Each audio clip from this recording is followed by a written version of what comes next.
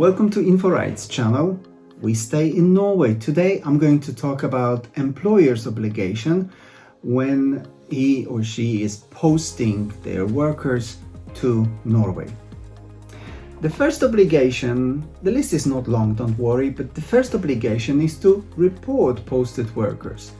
The place where they're going to work, the duration of posting, and most of all, their names to Labor Inspection Authority in Norway.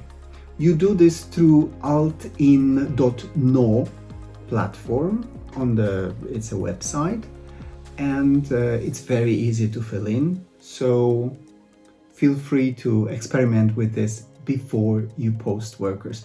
This is very important to do this before they start work in Norway.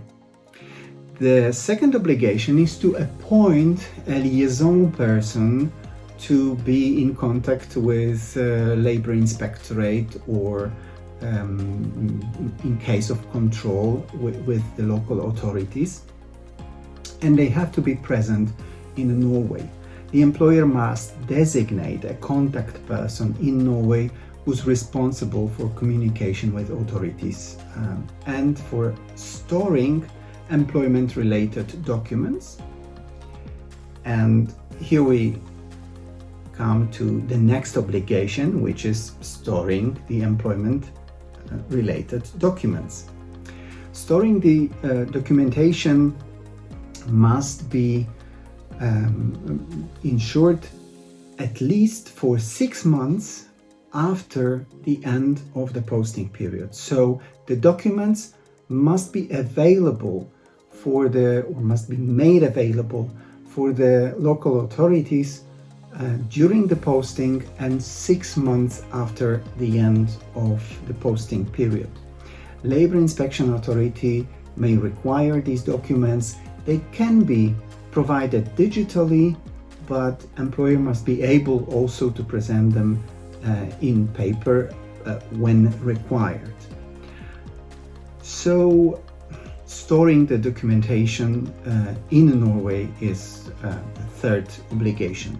The fourth obligation, probably the most important one, is to ensure legal working conditions that are compliant with Norwegian legislation.